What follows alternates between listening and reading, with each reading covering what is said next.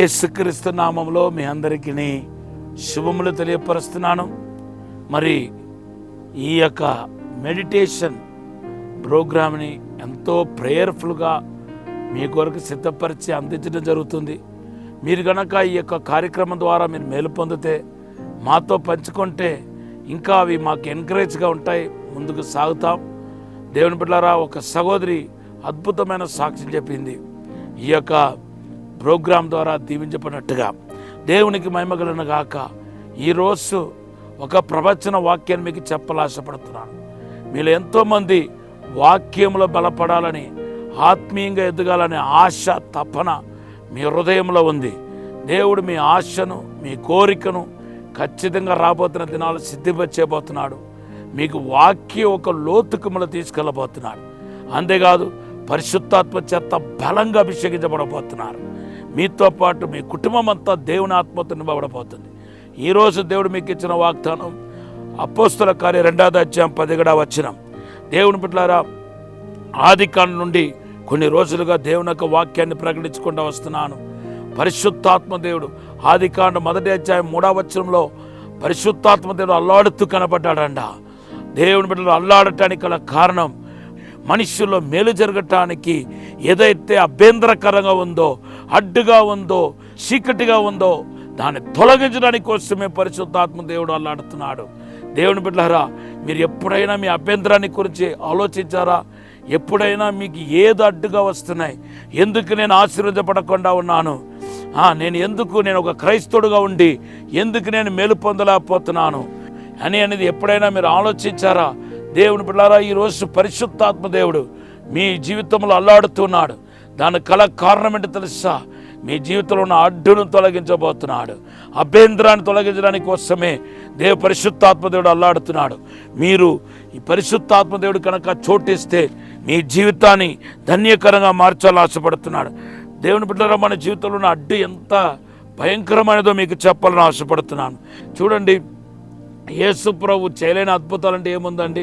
ఆయన అడుగుతున్నాడు, నరులకు నేను చేయలేని అద్భుతాలు ఏమైనా ఉందా అని అడుగుతున్నాడు. కానీ మార్కు సువార్త 6వ అధ్యాయం 4వ వచనంలో వారు అవిశ్వాసాన్ని బట్టి దేవుడు అద్భుతం చేయలేకపోయాడంట. చూసారా, అవిశ్వాసం అనేది ఎంత పెద్ద ఆటంకమో చూడండి. ఈరోజు అవిశ్వాసం అనేది పరిశుద్ధాత్మ దేవుడు అల్లాడటం వలన తొలగిపోతాయి. ఎలాగైతే ఆదిలో మరి ఆ చీకటిని దేవుడు తొలగించాడో, పరిశుద్ధాత్మ దేవుడు అల్లాడుతూ ఆ చీకటిని, ఆ నిరాకారాన్ని ఎలాగైతే తొలగించాడో, అలాగే నీ జీవితంలో కూడా దేవుడు తొలగించడానికి ఇష్టపడుతున్నాడు. అంతేకాదు, అపోస్తల కార్యం 19వ అధ్యాయం 1-2 వచనం చదివితే, ఎఫెసీ సంఘానికి పరిశుద్ధ పౌలు వెళ్ళినప్పుడు మీరు పరిశుద్ధాత్మను పొందుకున్నారా అని అడుగుతున్నాడు. అప్పుడు వారు లేరు, పరిశుద్ధాత్మని సంగతులే మేము ఎరుగమంటున్నారు.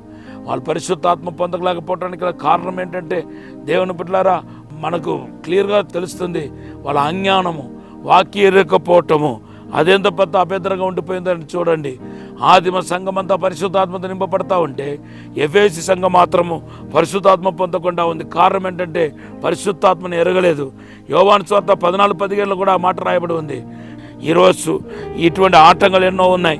ఇశ్రాయేలు ప్రజల జీవితంలో మనం చూస్తే, దేవుని బిడ్డలారా, 106వ కీర్తన 13వ వచనంలో వాళ్ళు దేవుని చేసిన మేలు మర్చిపోయారు కాబట్టి ఇంకా దేవుడు వాళ్ళకి మేలు చేయలేకపోయారు. తర్వాత వాళ్ళ దైవజనులకు విరోధంగా మరి నిలబడటం, వాళ్ళ హృదయం చీకటితో ఉండిపోవటం, వీటి వలన దేవుని గణపరచలేకపోయారు. ఈ వాక్యం ఉంటున్న మీ జీవితంలో ఎంత పెద్ద బండ ఉన్నా, ఎంత పెద్ద శోధన ఉన్నా, ఎంత పెద్ద చీకటి ఉన్నా అవన్నీ తొలగించబడబోతున్నాయి. మీకు అద్భుతం చేయబోతున్నాడు, మీకు విడుదల కలగబోతుందని పరిశుద్ధాత్మ దేవుడు చెప్తున్నాడు. ఎటువంటి బంధకాలైనా తెగిపోతాయి, ఎటువంటి శోధన అయినా మీకు దూరం అయిపోతాయి. ఈ సమయంలో ఒక చిన్న ప్రార్థన చేస్తాను. పరిశుద్ధము నమ్మకమైన పరలోక తండ్రి, శక్తి చేత కాదు, బలము చేత కాదు, ఆత్మ ద్వారానే సమస్తము జరుగుతున్నారు ప్రభా. ఇప్పుడే తాకండి ప్రభా. సాతాను వడికిలని యేసునామములో లయపరచండి, అంధకార శక్తులని యేసునామములో దూరపరచండి. మా జీవితంలో కనపడుతున్న అడ్డు ఆటంకాల శోధనని యేసునామములో తొలగిపోనుగాక. ఇప్పుడే అద్భుతం జరిగించి బలపరచమని యేసునామములో అడిగి వేడుకుంటున్నాము తండ్రి. ఆమేన్. Have a blessed day. దేవుడు మళ్ళీ దీవించనుగాక. మీ అభ్యంతరాలు అడ్డు తొలగిపోనగాక. God bless you. మత్తయి సువార్త 28:20 మీ వాగ్దానం.